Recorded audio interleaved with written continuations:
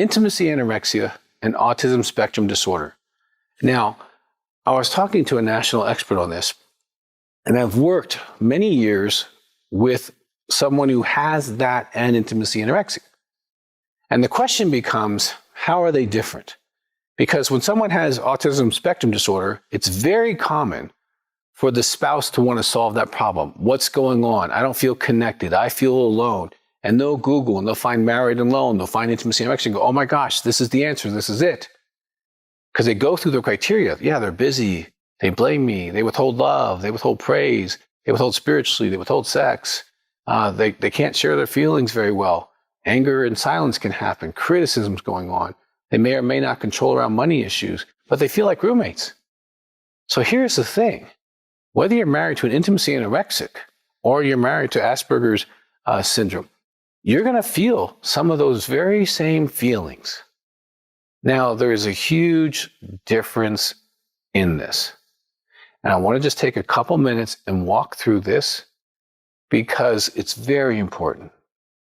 With intimacy anorexia, the very definition is the active withholding of spiritual, emotional, and sexual intimacy. And it generally shows up mostly or primarily in the marriage and after marriage. Even dating can be normal, okay?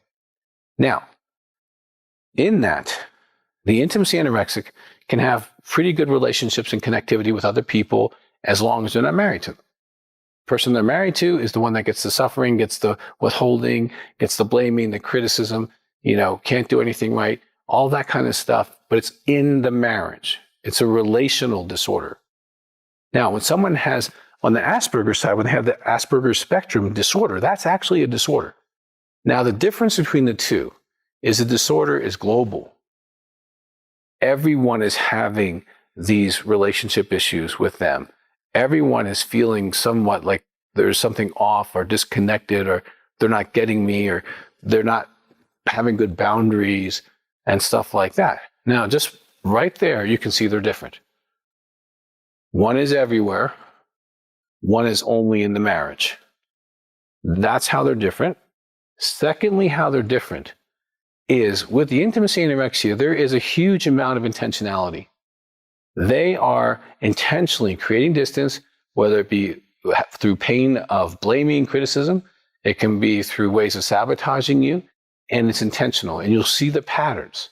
And you can watch a video, Pain for Love, Intimacy Anorexia, Married Alone, and you will feel like I've been in your life, okay?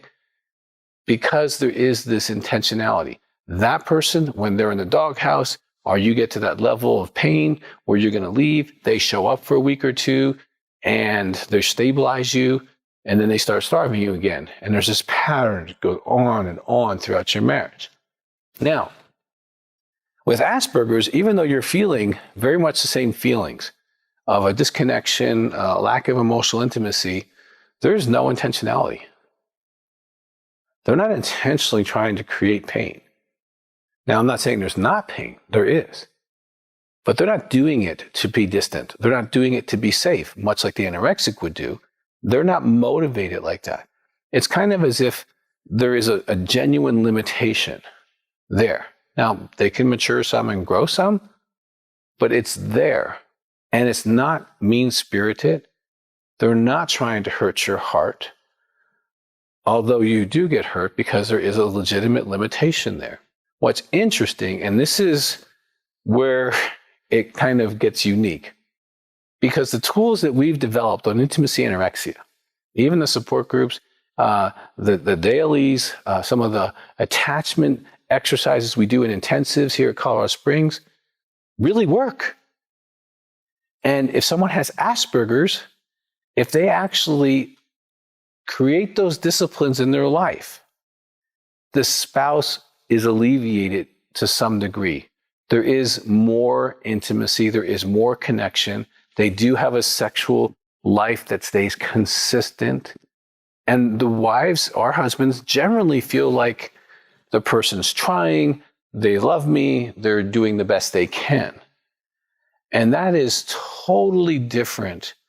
Whereas if someone's an intimacy anorexic, if they're doing it intentionally, they may or may not be trying to get better, and they can stay in pain. But over here, honestly, I don't think I have one case with someone with Asperger's disorder, where if the person tried, that the spouse wasn't able to accept it as a good thing, that they can do these tools, that they can share their feelings, that they're willing to have sex on a regular basis, date on a regular basis, and feels a little bit more normal, and they can accept the limitation as a limitation without giving it the meaning of intentionality and intimacy anorexia.